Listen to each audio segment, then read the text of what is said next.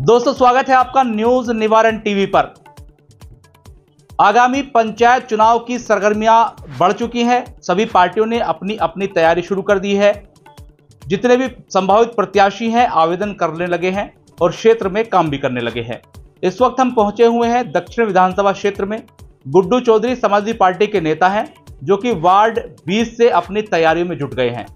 गुड्डू चौधरी से बात करेंगे कि आखिर क्या सोच है, क्या विजन है और चुनाव लड़ने के लिए जो मन बनाया है उसके पीछे क्या पूरी कहानी है। सबसे पहले जान लेते हैं समाजवादी पार्टी का सफर। सर, सबसे पहले बताइए कि समाजवादी पार्टी से कब से जुड़े हुए हैं और अपने बारे में थोड़ा तफसील से बताइए, क्या है आप? मैं Guddu Chaudhary Samajwadi party Mulayam Singh youth brigade का महानगर अध्यक्ष के रूप में कार्यरत हूँ और पिछले हम सन 2011 से पार्टी से जुड़ के लगातार हर रैलियों में, हर चुनाव में अपनी पूरी टीम को लेकर और काम करते आ रहे हैं और आगे भी करते रहेंगे। अच्छा, ये बताइए कि वार्ड 20 से आपने चुनाव लड़ने का फैसला किया है, तो क्या आप ये फैसला क्यों किया है?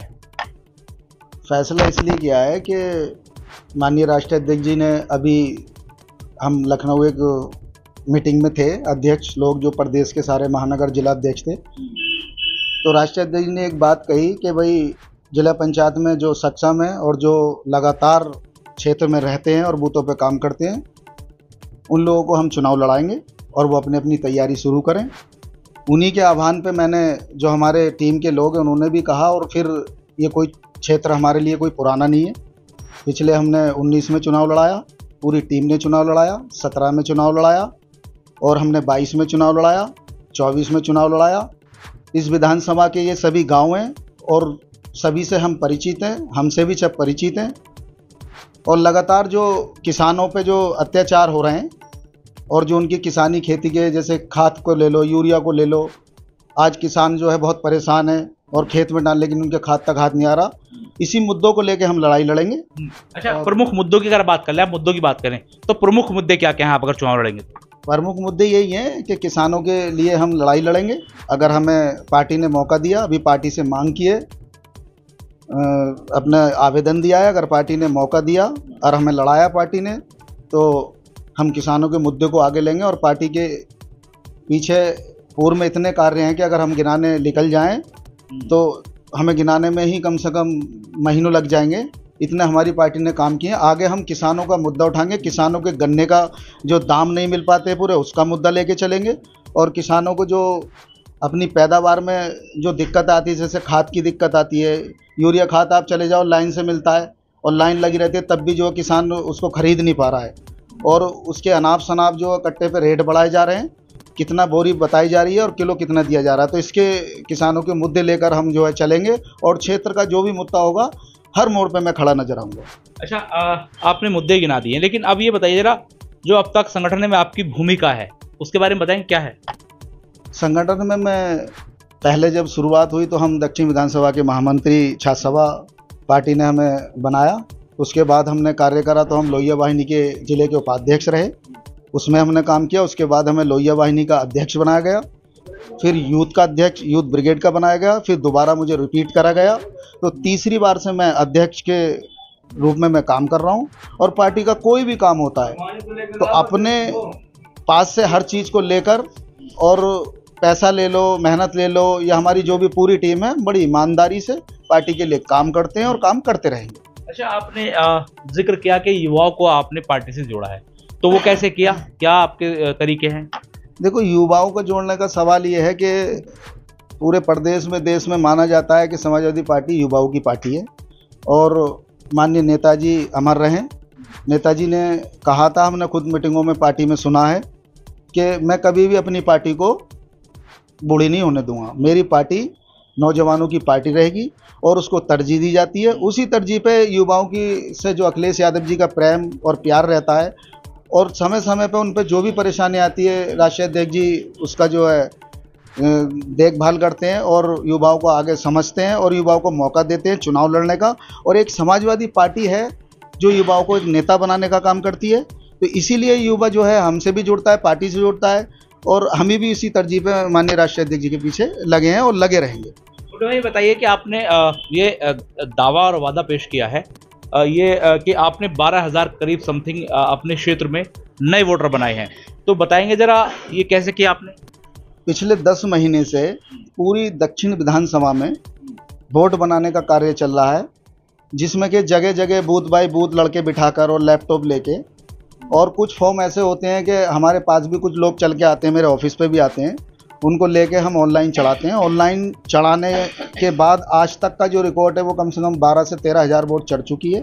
और लगातार 10 महीने से ये काम पूरी यूथ ब्रिगेड की टीम और हमारे दक्षिण विधानसभा के अध्यक्ष हैं आसिफ मोहम्मद चौधरी, वो लगातार दिन रात बारिश में धूप में, और हमारी टीम भी और हम भी लग के इस वोट को हम बढ़ाने का काम कर रहे हैं, और ये काम लगातार विधानसभा तक 27 तक चलता रहेगा। अच्छा, बूथ स्तर की अगर बात कर ले तो आपने बूथ स्तर पर सपा को किस तरीके से मजबूत किया है? देखो, बूथ हम जो यूथ के अध्यक्ष हैं, तो ये यूथ के अध्यक्ष जो बूथ तक जाने का काम करते हैं, उन्हें पता है कि बूथ पे कैसे काम होता है, क्योंकि पूर्व में हमने अभी चुनाव ले लो बदायूं का, दूसरे जिलों में भी कोई भूमिका निभाई है। हाँ, मैं कैडर कैंप के, हम जो लोग हैं, हम कैडर कैंप के लोग हैं, जो राष्ट्रीय अध्यक्ष जी की टीम मानी जाती है, जो नीचे बूथ पे काम करती है, जाके ज़मीन पे काम करती है, उसी का मैं भी हिस्सा हूँ। क्योंकि उसमें पूर्व में हमने बदायूं में 2 महीने रह के काम किया, कैडर कैंप चलाया, जिसमें के सेक्टर के रूप में हमें 88 बूथ दिए गए, और 88 बूथों की हमने रिपोर्ट दी, और उनको लास्ट तक चुनाव लड़ा के मैं आया। फिर उसके बाद हम आजमगढ़ में गए, माननीय धर्मेंद्र यादव जी को चुनाव लड़ाया, और उसके बाद हम कन्नौज गए।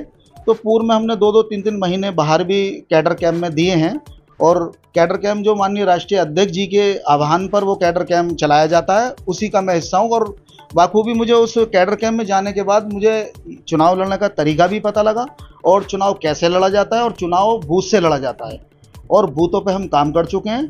तो इसीलिए मैंने ये निर्णय लिया है कि जब हम बूथ पे चुनाव लड़ सकते हैं और हमें बूथ का पता है कि बूथ पे चुनाव कैसे लड़ा जाता है, कैसे आदमी लगाए जाते हैं, तो मैंने निर्णय लिया कि मैं इस 20 वार्ड में चुनाव लड़ूंगा, और पार्टी मौका देगी तो इस सीट को जीत के दिखाऊंगा। अच्छा, वार्ड 20 में चुनाव लड़ने का आपने निर्णय तो कर ही लिया है, लेकिन ये बताइए कि वार्ड 20 की सबसे बड़ी समस्या आपकी नज़रों में क्या है? देखो, वार्ड 20 में ये सारे ग्राम आ रहे हैं, तो गांव आ रहे हैं, तो गांव में समस्या तो किसानों की होती है, और किसानों की सबसे बड़ी समस्या उनकी खेती बाड़ी, जो उनके दाम नहीं मिल पा रहे हैं, गन्ने के दाम नहीं मिल पा रहे हैं, और मैंने आपको पहले ही बताया ये किसानों के मुद्दे रहते हैं, लाइट के, सड़कों के। तो ये चीज़ों पे हम ध्यान देंगे, और जो काम नहीं हुए हैं, और भारतीय जनता पार्टी तो देखो ये एक बहुत बड़े लोग, जो पैसे वाले लोग हैं, उन्हें वो चला रहे हैं। आज की डेट में आप जाके देख लो, अगर कोई विधायक और सांसद का कोई काम सुना जा रहा हो, तो ये पैसे वाले जो लोग हैं, समाज इसे बीजेपी को चला रहे हैं। तो मैं ये चाहता हूँ कि कोई कार्यकर्ता ऐसा 20 वार्ड में जाए जो किसानों की बात सुने, गरीबों की बात सुने। उसी लिए मैंने ये निर्णय लिया है कि मैं लगातार, अगर पार्टी मौका देगी, जनता मुझे मौका देगी, और अगर चुनाव जीतते हैं तो हम किसानों के मुद्दे को, गरीबों के, मजलूबों के मुद्दों को, उन्हें जो भी दिक्कत परेशानी है, हम एक आवाज़ में वहाँ खड़े रहेंगे। अच्छा, आपने सभी चीज़ें बता दी, लेकिन फिर भी मैं जानने की कोशिश करूंगा कि अगर आप जीतते हैं तो इस क्षेत्र में सबसे पहला काम आपका क्या होगा? सबसे पहला काम ये होगा कि जो लोगों को मैंने देखा है कि किसान लोग हैं, उनके बिल अनाप शनाप बिल दिए जा रहे हैं, और बिजली वाले मतलब ये है कि अपनी तानाशाही चला के किसानों को इतना कमा नहीं पाते जितने बिल ले लेते हैं, उस चीज़ को, मुद्दे को उठाया जाएगा। और एक मैंने आपको बताया, खाद का मुद्दा उठाया जाएगा। और एक जो गन्ने के रेट हैं, इस गन्ने को रेट को जो किसान के जो चाहते हैं, वो जो उनको रेट मिलना चाहिए, जिससे कि उनका आपका पालन पोषण हो चुके। एक किसान छोटी मोटी ज़मीन करके किसानी करता है, और किसानी करने के बाद बच्चों को पढ़ाने में, आपको जानता है कि आजकल पढ़ाई आज पढ़ी नहीं जा रही, खरीदी जा रही है।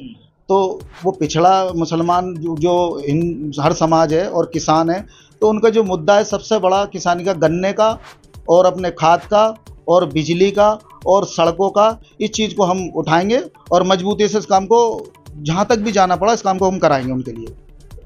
आपने जिक्र किया तमाम चीज़ों का, लेकिन इस वार्ड 20 से अगर बात कर लें तो आप ही के जैसे कितने युवा मान रहे हैं जो इस सीट पर आवेदन कर रहे हैं? तो पार्टी, समाजवादी पार्टी के जो भी कार्यकर्ता है, टिकट मांगने का सबको हक होता है। टिकट जो चाहे जो मांगे, जो पार्टी निर्णय लेगी। अगर हमारे बारे में निर्णय लेती है, हम चुनाव लड़ाएंगे मजबूती से, और अगर पार्टी किसी और के लिए लेती है तो हम उसे चुनाव लड़ाएंगे। ये बहुत बढ़िया सोच है। तो इसमें कहीं ना कहीं जो क्लैश होता था, लोग पार्टी छोड़कर चले जाते थे टिकट नहीं होने के चलते, और फिर कीचड़ उछलता था, तो वो कम से कम खत्म होगा। नहीं, पार्टी हमारी एक ही, और हमारा बहुत लंबे समय का पार्टी का ये कार्य हम करते चल रहे हैं, आज की नहीं, और लंबे समय के लिए चल रहे हैं। पार्टी में हम किसी को भी टिकट पार्टी दे, हम मजबूती से चुनाव लड़ेंगे। और हमें पार्टी अगर इस चीज़ में नवाजती है, टिकट देती है, तो हम चुनाव लड़ेंगे मजबूती से, और किसी और को भी मिलता हम उसे भी लड़ाएंगे। गुड्डू भाई, अब देखा जा रहा है कि एक प्रस्ताव दिया गया है जिसमें कहा गया है कि जिला पंचायत अध्यक्ष चुनाव भी अब जो चुनेगी वो जनता ही चुनेगी, जिला अध्यक्ष जो अध्यक्ष पद का दावेदार होगा। तो क्या मान रहे हैं कि इससे फायदा होने वाला है, नुकसान होने वाला है? यह हर एक वो व्यक्ति भी अब जिला पंचायत अध्यक्ष चुनाव लड़ सकता है जो निर्धन है, ज़्यादा धनवान नहीं है, क्योंकि धनवान लोग ही चुनाव जीत पाते थे, क्योंकि जिला पंचायत सदस्यों को इकट्ठा करना और फिर उसमें धन का इस्तेमाल होना। अब कोई भी लड़ सकता है, पब्लिक वोट दे करके चुनेगी। क्या कहेंगे इसको लेकर? विज्ञापनों के माध्यम से मैंने ये पढ़ा था कि ये चीज़ चल रही है, लेकिन अभी देखते हैं इसमें क्या होता है आगे। बाकी ये है कि अगर जनता के बीच चुनाव लड़ना होता है वो तो एक अच्छी चीज़ होती है। जब डायरेक्ट जो जनता में जाएगा तो जनता चुनेगी, तो वो एक तो हमारे लिए क्या, सबके लिए वो फ़ायदा है। लेकिन अभी देखते हैं क्या होता है, क्योंकि मैंने अभी विज्ञापनों के माध्यम से ये चीज़ पढ़ी थी। अभी आगे चल रहा है प्रोसेस, क्योंकि अभी तो बाढ़ के परिसमन भी नहीं हुए हैं, अभी दूसरी लिस्ट भी आनी है। परिसमन में जो गाँव आ रहे हैं इसमें से ज़्यादा भी हो सकते हैं, कम तो खैर मुझे लग रहा है नहीं होंगे, ज़्यादा भी बढ़ सकते हैं। बाकी ये चीज़ जो चल रही है, आपने मुझे जिक्र करा इस चीज़ का, तो ये मैंने पढ़ा था विज्ञापन के माध्यम से। आगे देखते हैं इसमें क्या जो निर्णय होगा वो करा जाएगा। तो आप क्या मानने, सही रहेगा अगर ऐसा होता है? देखो, वैसे तो जनता में अगर बहुत से लोग क्या होते हैं कि जिला पंचायत अध्यक्ष बन जाते हैं, आए बाहर से और पैसे वाले लोग होते हैं, तो धड़ाक से वो जिला पंचायत अध्यक्ष बन जाते हैं, तो कहीं ना कहीं जो ज़मीन पर काम करता है उसे मौका नहीं मिलता। और अगर ऐसा होगा तो कहीं ना कहीं जो नीचे ज़मीन पर कार्यकर्ता काम कर उसे मौका मिलेगा। तो बहुत शुक्रिया। मेरे साथ गुड्डू चौधरी थे, जो कि समाजवादी पार्टी से एक लंबे समय से जुड़े हुए हैं। एक जीवन का आधा धड़ा इन्होंने समाजवादी पार्टी के नाम किया है और ग्राउंड पर लगातार काम कर रहे हैं। लेकिन अब पहली बार इन्होंने कहीं से चुनाव लड़ने के लिए इच्छा जाहिर की है। लेकिन इस इच्छा के साथ साथ और भी ऐसे इनके साथी हैं जो ये कह रहे हैं कि हम भी चुनाव लड़ना चाहते हैं। इन्होंने साफ कहा है कि अगर पार्टी टिकट देगी तो ये चुनावी मैदान में उतरेंगे, अन्यथा जिसको भी टिकट मिलेगा उसको चुनावी मैदान में उतरकर चुनाव लड़ाएंगे, जो कि क्लैश कम होगा। लेकिन अब देखना ये भी होगा, जो इन्होंने मुख्य मुद्दे, मुख्य समस्याएं गिनाई हैं, उन पर भविष्य में कैसे काम होगा, या भविष्य की अगर बात कर लें तो कौन जीतेगा, कौन हारेगा, पार्टी किसको टिकट देगी, तमाम चीज़ें भी भविष्य के गर्भ में है, क्योंकि 2026 के लगभग शुरुआती दौर में चुनाव होना है। तो तमाम चीज़ें देखने वाली बात होंगी। फिलहाल सहयोगी फ़हीम के साथ मनोवर चौहान, न्यूज़ निवारण टीवी, मेरठ। जय हिंद।